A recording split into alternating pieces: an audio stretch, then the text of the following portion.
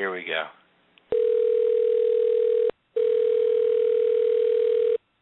We got a double ring now. Well, I think we're in business.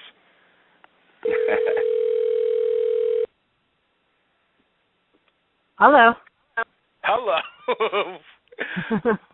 Welcome to Totally Driven Radio, Miss April Hunter. How are you doing, April? I'm doing well. How are you? Good. We had to scramble to hang up on you so your number didn't get out on the air. You had to what? We tried calling you, went right to your voicemail, and I was scrambling real quick to disconnect it so your phone number didn't get out on the air. Oh, well, I appreciate that. Thank you. So what's happening? You were super busy. You do too much and you need to relax. What is this relax that you speak of? I think I know what the relax is because I get a chance to do it here and there, but I don't think you do, and I know my wife doesn't. Yeah, maybe it's a Glen Mills thing. It's a Glen Mills thing. All right, well, it's a Garnet Valley thing, maybe. Well, hey, you guys are Garnet Valley. I'm just here. I migrated here. So, all right. Yeah, go ahead. What's that? Go ahead. I did cut you off. I'm sorry. Okay. Well, I was going to say, let's go back and let's touch on where I first met you, from the wonderful world of professional wrestling.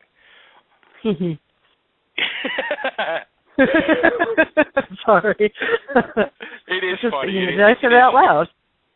It is humorous. So, yeah. Are you still involved in wrestling at all, or? I am. It's it seems like one of those things that I'll probably always have, a pinky toe in or something. I'm always kind of helping people, and I'm still managing. I'm a manager for a monthly pay-per-view called it's actually tomorrow night, Shine Wrestling. I had to choose, unfortunately, if I was going to be there or up on the Comic-Con. For me, coming home for, around Christmas mattered a lot. Right. And quite honestly, for me, working Comic-Cons is more of a future, whereas wrestling is more of a past. But I love working Shine, and if anyone is watching, wants to see a very good women's wrestling pay-per-view, just check out shinewrestling.com, and you'll be able to watch it tomorrow night at 9 p.m. Eastern. I won't be on that one, but I'll be on the next one. So are you actually still getting in the ring in wrestling? Occasionally. Sometimes I'm written in the storyline at Shine for that. And then I was booked in Texas to do a 6-girl tag match recently. And then every month or two, once or twice a month, I wrestle umpteen times a day to do wrestling downloads for the internet. So I am still doing matches. It's just that they're mostly online. No, that's and online pay-per-views. And that's becoming, I guess, huge, because I'm seeing more and more. I mean, back in the day when I was still promoting shows, over 10 years ago, they didn't have the whole wrestling pay-per-view thing for independent shows like they do now. It seems like now every, major show, or you said with Shine, they do a monthly show and they're doing pay-per-views. It seems like that's the whole new way of the future now. It is, I think, and I have a theory as to why, and that is because the economy has been not so great. A lot of people got rid of cable, or they're relying on maybe PlayStation or Roku or Netflix. So, with people getting rid of cable, they're able to get things on the internet. So wrestling moves to the internet. Yeah, people really are. A friend of mine, he told me recently he did that. He got rid of his cable, and it kind of shocked me because he's got 4 kids. I'm thinking to myself, 4 kids and no Cartoon Network for these kids. You know what I mean? No Nickelodeon. Well, how do you think he got 4 kids? He obviously didn't have much cable to begin with. Yeah, right. Not enough anyway. But yeah, he said that's what he uses Hulu and Netflix and stuff like that, and he said that's all they use now. And I know my co-host Nick here, he's big on all that stuff. So I'm sure, Nick, you can really praise the world of that. Yeah, man, she said the key word there, and that was Roku, and I think that's a big development as far as future tech goes and wrestling shows and sort of on-demand content. Yeah, and you pay for what you watch. You don't have to pay for a bunch of extra crap and 100 extra channels that you never even look at, you know? Yeah, it's pretty awesome. We have 3 of them in my house, and they're really just, I mean, honestly, between those and Netflix, we couldn't live without them. Yeah, I love my Roku. I got it as a Christmas gift, and it was like one of those things. A fan/friend, actually I should say a friend/fan, who's a good friend, sent it to me. And it was one of those Christmas gifts I didn't know I wanted until I got it. And now I just absolutely love it.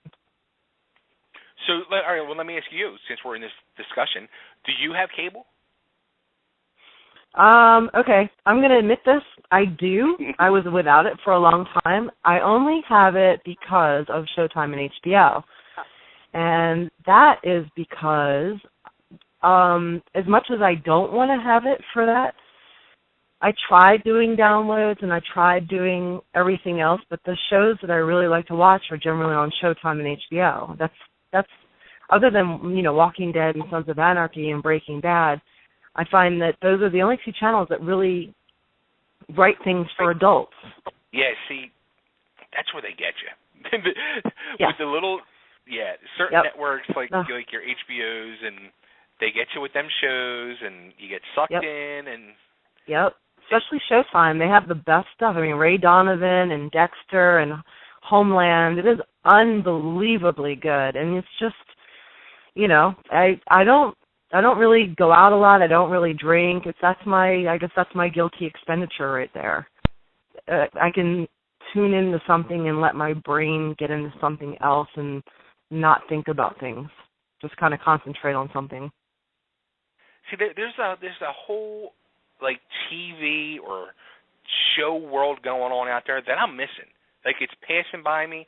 I keep hearing about these shows like Homeland and stuff like that, and I'm missing a lot. I really am. You are. I mean, honestly, TV writing has never been better than it is now. I mean, the TV writing going on now was like WCW, ECW, and WWF back in the day when it was all competition and everything was good. It's like it's the Attitude Era right now. It is good stuff. It started with the TV show The Shield, and it just kept getting amazing. You know, it's like, you are missing out. There's some really good writing. It's probably the best. I just can't even, it's good. It's scary, too, because there's the one show that when I heard it was coming out a couple years ago, I guess 2 years ago when it first came out, was is that on Netflix, Lilyhammer with Little Steven. And then I saw it, I was like, that ain't it's gonna flop. And I actually saw a clip of it recently, and I thought it was friggin' hysterical. So now I'm like jonesing, like I want to see it because it looks really funny. I haven't seen that one, but on Netflix I saw House of Cards and Orange is the New Black, and both of those are really good. Yeah, but then I guess that's where they get you too, because then you'd want to get like Netflix for whatever show, or Roku for this, and Hulu for that, and they get you no matter what. They still get you. Well, Roku is actually just the box. You buy the Roku, and then you can add whatever channels you want onto it. So you can put your Netflix or even Redbox streaming. You can put all that on your Roku, and you hook the box right into your television and watch it. That's how you can move it around anywhere in your house or your computer. Huh. That could be dangerous. It could be very dangerous. Yeah, you need to pick up wherever you left off, and just take the box with you. All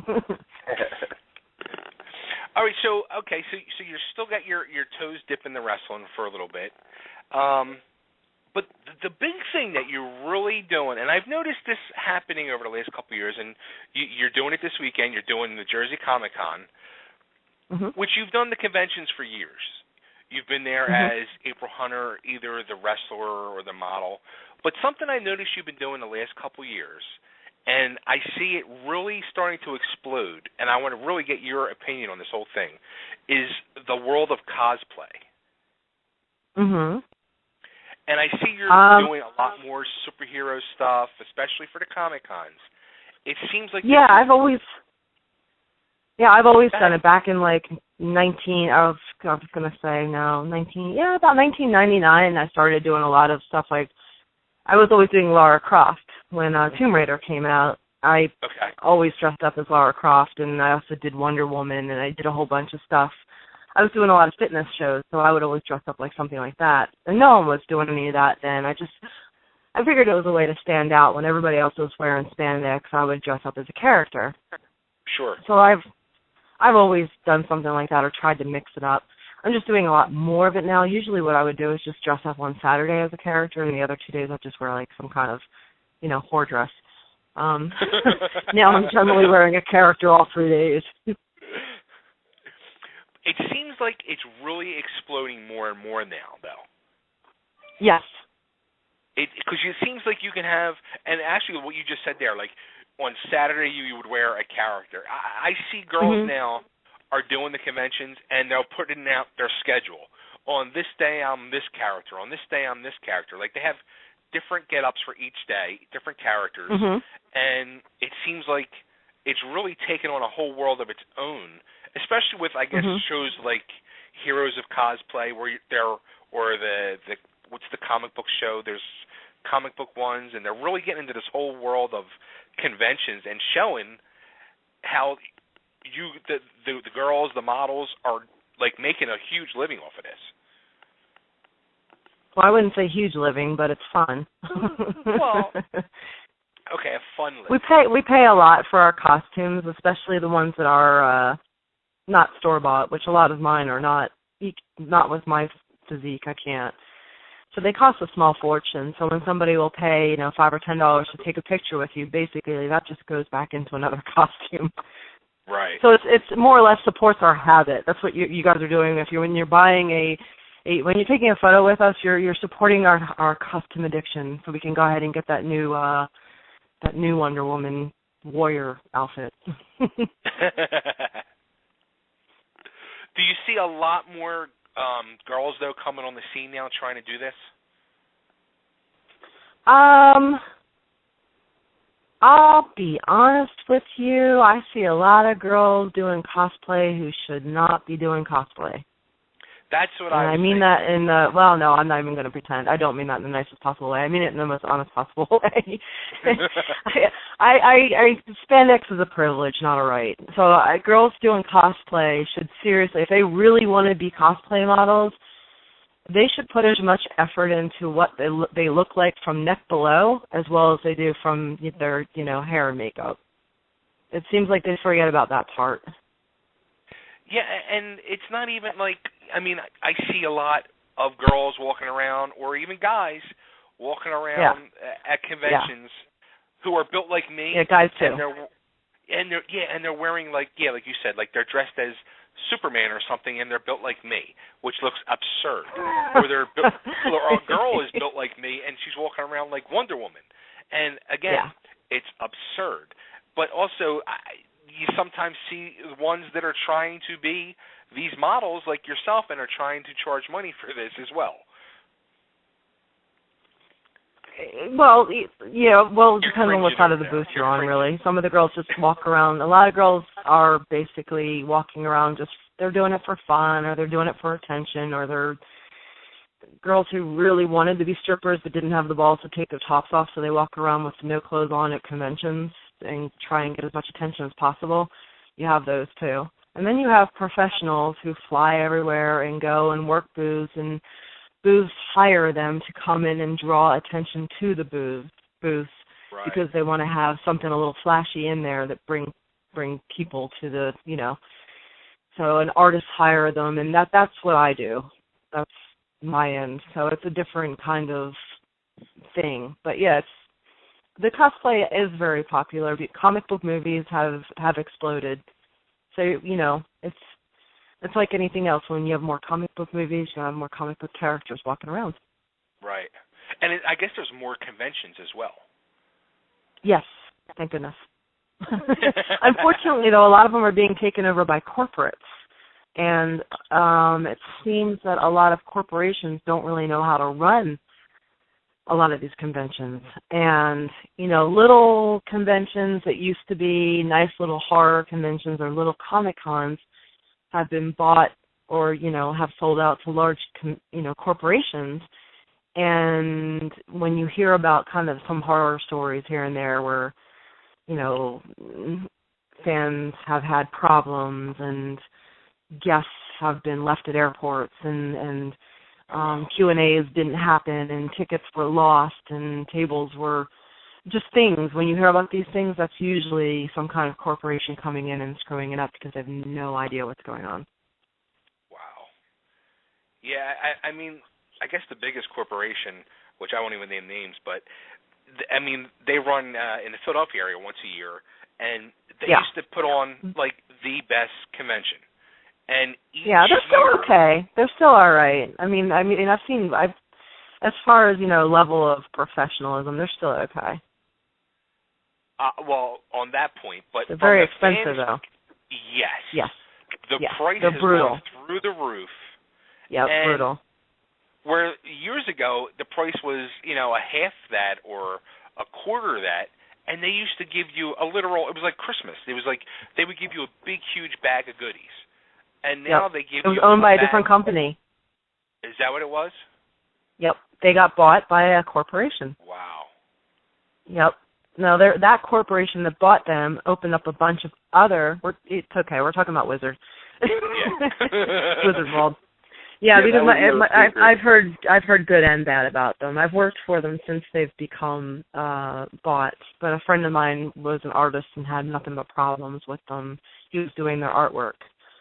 And fans, they're brutally expensive. And I heard about, you know, the goodie bags that people used to get. And they're, I mean, they bring in a lot of people.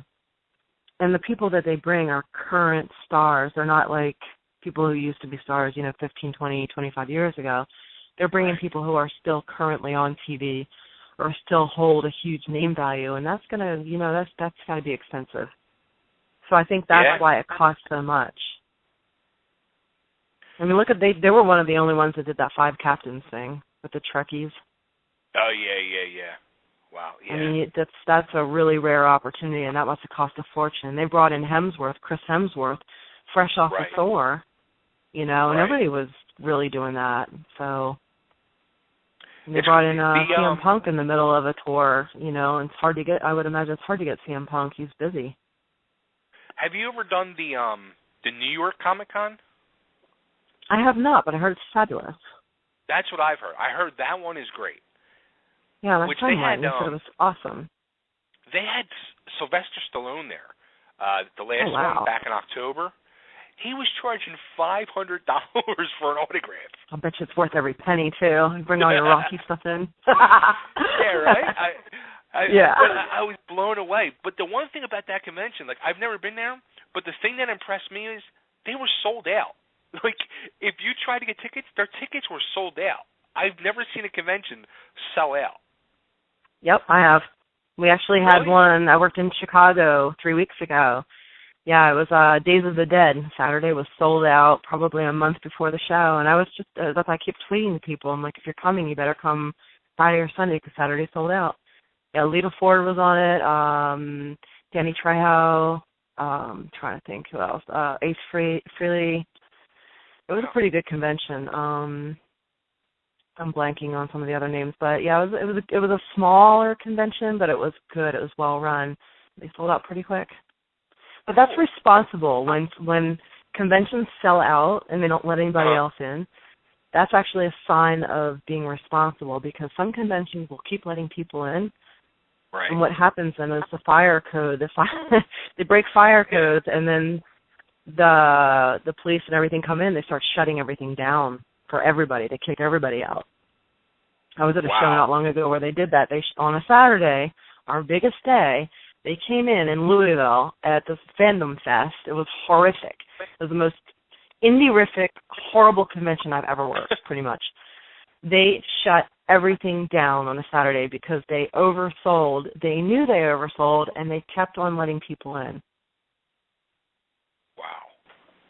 Yeah, that's in addition crazy. To canceling panels, and they gave me a table, and then they sold my table to somebody else. Yeah, I'm lucky I know so many people in this business because two of the artists that I work for, basically they drove down, so they literally brought a folding table and connected their tables together and threw a tablecloth over it and constructed a table for me and just made room in their booth for me just to help me out because the flight was there, the hotel was there was no table. So I was like literally stranded in Louisville with no place to work. Wow. So it was Jay Fife and Primo Cardinelli. They like rescued my ass. So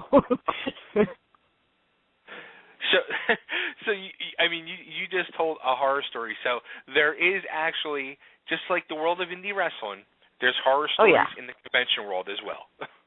Yes, it's just really few and far between. Like it'll happen maybe, once every 2 to 3 years, and that'll be the story everybody talks about. Whereas in indie wrestling, it happens once every 2 to 3 months.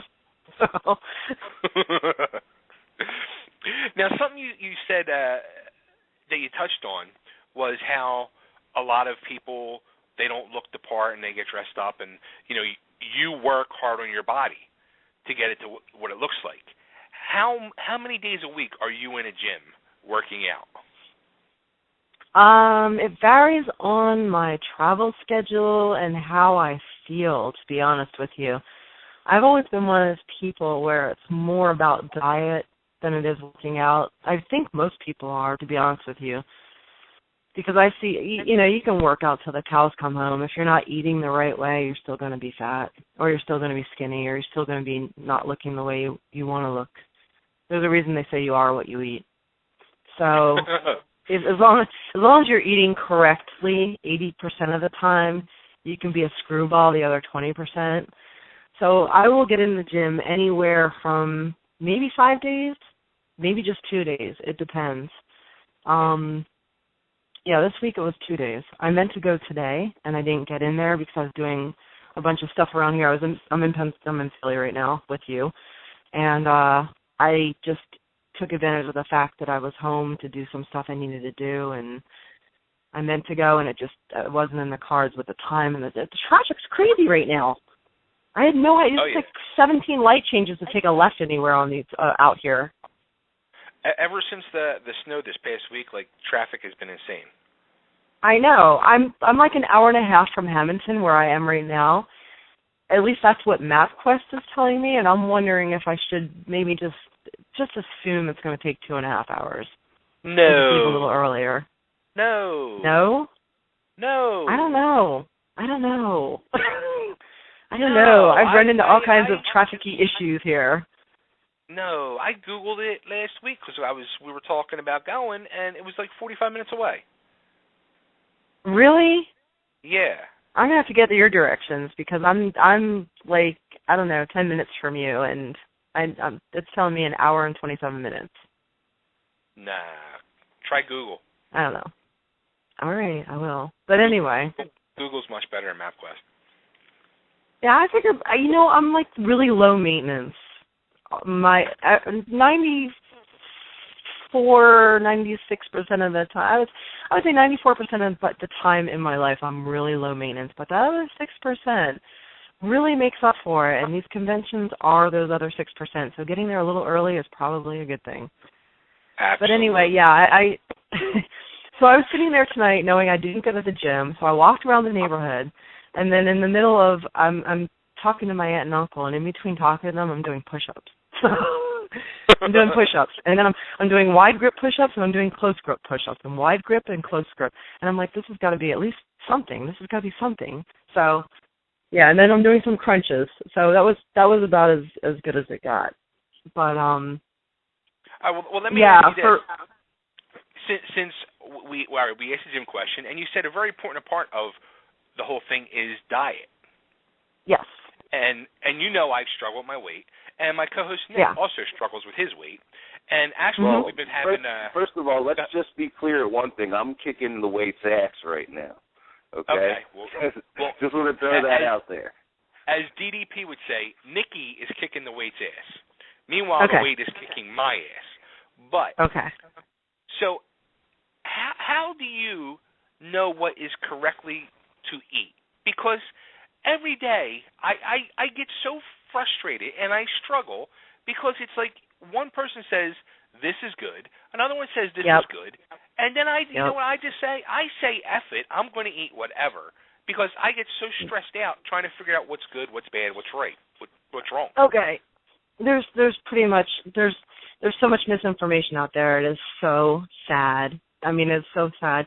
And I think that's mostly because America is one of those places that A, makes money off of people getting sick, and the best way to make money off of them getting sick is to make sure they're nice and fat and diabetic with heart disease. And B, I forget what B was, so let's just go to the main thing. Our portions are too big. So whatever you're eating, just basically cut like 40% of that out and start there. Just start with your portion sizes and cut down on the size of the amount of the food. And you can actually eat more frequently throughout the day, just smaller amounts. So if nothing else, just cut that out.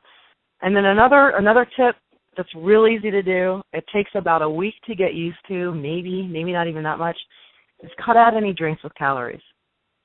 Soda, juice, all that crap, get rid of it, stop it, just go to water, go to diet tea, go to coffee, go to Crystal Light or whatever. I hate the artificial sweeteners, but to transition off of sweet drinks, use them, and you will rate them in there. It will be amazing. You will just inadvertently probably drop a pound a week off of just cutting calories on your drinks. If you just drop 250 calories a day from your drinks, look at how much of that is a week. Now, this is something that it really irks me, is I'm a big diet soda drinker. Mm-hmm. And I was just discussing this with my wife today about getting off diet soda. And and I've heard you say this, and actually DDP said the same thing. And even my boy Nicky over there, diet tea. But isn't the same stuff in diet iced tea as the same as in diet soda? Well, here's the thing. It depends on what kind of tea you're getting. If you can get tea that's sweetened differently and not processed like diet soda. So it depends on the tea you choose. And if you can get anything that's sweetened with Truvia or stevia, go that route, because that's not going to make you have sweet cravings kick in. Here's another cheat, again, with the artificial sweeteners, and I hate to say it, but it does work, and I'm not advocating artificial sweeteners. I'm really not, but sometimes they work when you're trying to cut back on sweets. If you're dying for something late at night or at night, get some sugar-free Jell-O and get some of that extra creamy whipped cream, the extra creamy kind, and just put some extra creamy whipped cream on top of the sugar-free Jell-O, and then you get the sweet from the Jell-O and the creamy from the whipped cream. And you're practically eating no sugar at all, because whipped cream has no sugar. And at the end of the day, the sugar is worse for you than pretty much everything. You got to watch the sugar and you got to watch the carbs. That's the number one. And basically, when you're eating carbs, it's turning into sugar anyway. So sugar is what stores all in your gut, and that's what makes you sick. And that's what messes up your insulin, and that's what gives you heart disease and diabetes, and that's what's going to end up costing a small fortune in hospital bills and deductibles and making your family heartbroken. So watch the sugar. Gotcha. And Bay, honestly, I'll tell you what I've been doing with the iced tea is just not even adding any sugar or anything to it. I mean, there's a whole world of flavored tea from, jasmine to orange to raspberry. I mean, it has this sort of natural flavor to it. You can just drink it with cold, with ice cubes, basically. It tastes good if you start to sort of, look at the different flavors and stuff like that. You don't really miss the sugar at all. And I was a huge soda guy. I was a fast food and the biggest Mountain Dew they had kind of guy. And now when I go out, I only order unsweetened tea. And honestly, I look forward to it. Yeah, I agree. I like passion fruit iced tea. It's really good. I get water a lot of times, water with lemon in it or water with lime. I don't know. I like the flavor of my food. I don't want something interfering with that. But I think the water with me would be water with the lemon or the lime. Like all the flavored tea, I don't. For some reason, I just can't do it. Like I'm just such an old school person of lemon flavored tea. When I see all these, you know what you might like then? What's that? I've seen these at Walmart and Target. They're called infuser pitchers. It's a water pitcher, and in the middle is like a little tube with holes in it, slits in it, and you put things in the middle. You can put like mint leaves or strawberries and oranges. I was doing strawberries and oranges. So you take all these strawberries and oranges and you mash them in the middle. You can even do frozen ones too, peaches, whatever you want. And then you pour the water in, you leave it in there for a couple hours, and you have fruit-infused water. Now, how about you can green put tea bags in there too. Huh? Well, how about green tea? You can, yeah, it's good. Green tea is good? Very good. But, I mean, and look, if we're just being completely honest here, though, Bay, like, if you know how much sugar is in a can of soda, you're honestly not going to feel that bad about putting a teaspoon of sugar in your tea. I mean, I know that's a fat guy response, but it is the truth if you think about how much sugar you're consuming in, like, a can of Coke compared to, putting a little drop in your iced tea. I just saw... You can also get some of that liquid stevia. Yeah.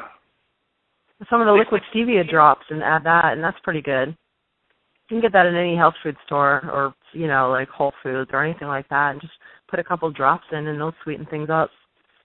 See, I got to write this down now. Liquid stevia. But in general, what I was trying to get at, if you can only do two things, like maybe this week, just cut back on your portions and cut your calories out of your drinks. So you can start slow. That's two things. And then the other things I would suggest is find out what your blood type is, because different blood types can handle different things. Okay. Like type O is old blood type. That's a hunter-gatherer. They can't do carbs. They can't do dairy. They're good with fats and meats. They have a high stomach acid, so they have to break down a lot of red meat. Whereas type A is completely opposite. That's agriculture. That's when there's a lot of a lack of animals. So there was not that much food. So people moved basically, to another area, and they lived off the land, and they started growing wheat and rice, and they did well with carbs. But they can't break down meats because they don't have the stomach acids. They adapted. So a lot of people don't. Huh? Positive or negative doesn't matter. It's just the letter that matters. Oh, okay. Well, how about B? Yeah.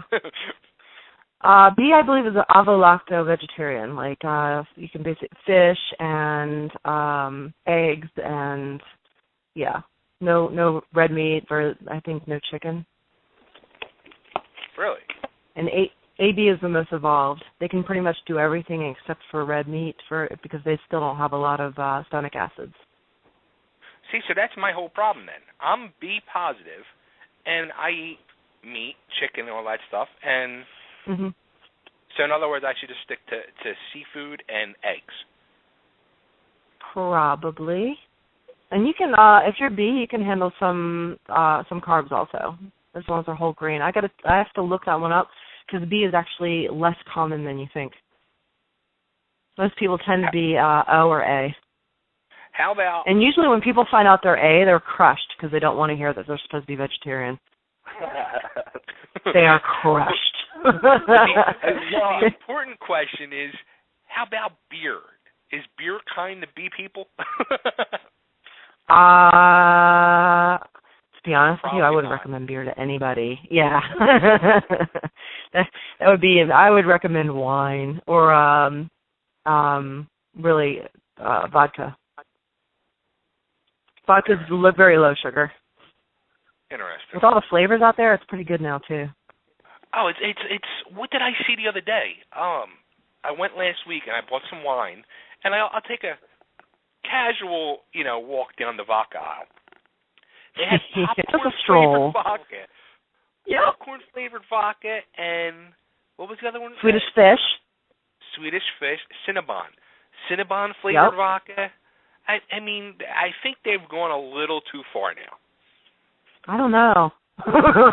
When you go online and you look up the drink recipes that go with those, you might disagree with that. You might change your mind. Probably. Interesting. Yeah. Wow. Okay. So this weekend, April will be appearing at the Jersey Comic-Con. Bring her flavored vodka. And, no, don't bring me vodka. Yeah, bring me Amazon.com gift certificates. I like to shop. I like to shop for weird things for my costumes in the middle of the night in my underwear from home. I hate malls. Yeah, Amazon owns the world. Did you see they're going to have the drones coming out? No. Look, you didn't hear that either. I did not. Yeah, okay. yeah. You heard this, Nick? I'm not crazy. I saw it on the news. They're going to have drones. When they get your order, they'll pick your order and they'll pack it into a box, and then it'll go down the little conveyor belt to a robot drone that's like a little mini helicopter, and then it'll have GPS on it. It'll fly to your house and drop your package at the front door, and then it'll go back to the warehouse and get another order. That's pretty cool. Is that if you're a Prime member where you get that 2-day shipping for free? I have no idea. It's not ready to go yet. At least you know where your money's going there. Yeah. No, they showed it on the news last week. And let me tell you guys, they're such an efficient organization and company. You know what I mean? I'm not surprised at this at all. My wife worked there for 2 years, and I mean it's a well-oiled machine, man. I believe it. They're pretty. I mean, I that's probably my favorite place to shop there and eBay. I just hate going out. I hate malls. I hate shopping centers. I hate dealing with parking. I just, I don't know. It's just so much easier to do things online. I'm with you. Real quick before I let you go, I'll tell you a funny eBay story. Jess probably didn't tell you this. So 3 weeks ago, right, I am on eBay, and in my boredom, I'll look through things that I want to buy, and I just either A, can't afford, or B, I'm just not going to buy it. So I usually end up in eBay Motors, right?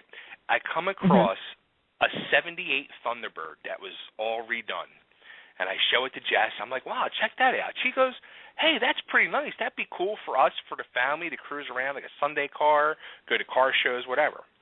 Well, I couldn't get it out of my head. So the auction was up 2 days later.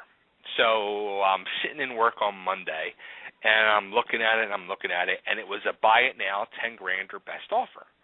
So, usually when you throw in a best offer, it'll say they're going to submit to the seller, and he'll get back to you. So I submit my best offer, and boom, it turns green and says, congratulations, you just bought a 78 Thunderbird. I was like, get out, really? Oh, yeah. I was like, oh, my God. So I messaged Jess real quick. I'm like, we have a problem. She's like, what's the matter? And I tell her, she's like, no, not we have a problem. You have a problem. Yeah. So do you have a 78 Thunderbird now? I do not have a 78 Thunderbird now. No. Really? You got out of it? Well, I haven't heard from the guy since last week, but this is where I got screwed too, because then eBay has financing on there, which I was approved. Right. Yeah. Oh, but boy. then when I was approved online and then I called up to get my money, they said, oh, no, it has to be a 2001 or newer car, and they wouldn't approve my 78 Thunderbird. Oh, well, then you're out of it. You don't have to. You can say, I'm sorry, dude, I didn't get financed. Yeah, exactly.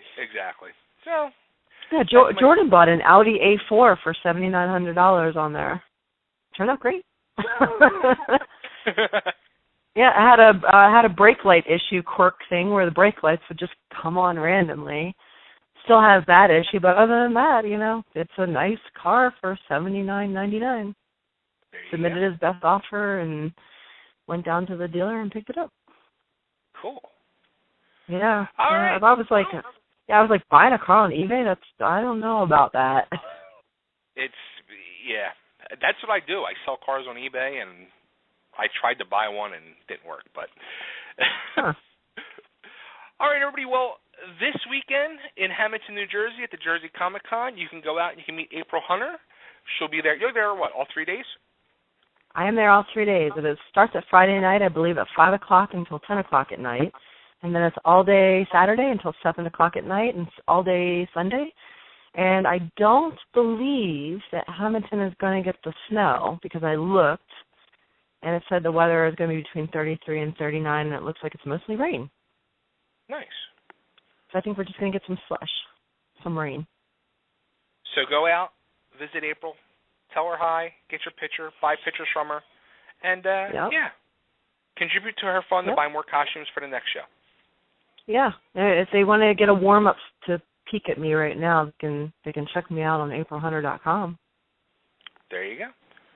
Mm-hmm. And what other site? No, do you have another site too, or something? A blog site? I do. I just opened a second one. I started writing. Well, I've always been writing, but I don't normally put it just on various different things. But everybody kept telling me to do a blog, so I put it up on April Hunter blog. I started putting up some of the road stories and various different things. It's called Putting the Clothes On, Taking the Gloves Off. Nice. Because it's very, very honest. So, yeah, and right away I got something like 22,000 readers. So wow. It's a very popular blog for just having been up for a year. Yeah. Nice. Very nice. Yeah. Cool. Yeah, I'm grateful. Grateful. We got to get you back on here and talk some more about the world. I know you got a bunch more stuff going on with comics and everything else. So we got to get you back on here. Maybe back in January we'll get you back on. Awesome. Yeah, you have to look for me in She-Devils this year. I just did a 3-book deal with George Perez. He was on Comic Book Men about it, and that'll be out this year. Nice. Yeah. There you go. I mean, you're too busy. So. No. It keeps me, keeps me having fun. It's like living the dream. There you go. You are living the dream. So yeah. Hopefully we should probably be out this weekend to see you at the Comic-Con. If not, I'm sure we'll be running into you in the neighborhood. Yeah, I hope you guys do come out. That would be great. Cool. All right, I even pulled out my Jessica Rabbit outfit and my Punisher outfit. So just, how we have to tell everybody what we're doing those 3 days. And, of course, I've got my Stripper Viking outfit, too. She's ready for all 3 days. We have Jessica Rabbit, I am ready, and Stripper Viking. There you That's go. Right. Jersey Comic-Con, I hope you're ready. All right, Abe, thanks so much, and let's do this again soon. All right. Thank you for having me on. No problem. Thank you. Bye. See ya. All right, everybody, April Hunter, there she is. Go check her out at aprilhunter.com. Check out her blog site. And go check her out this weekend at Jersey Comic-Con. And Nick, I think our buddy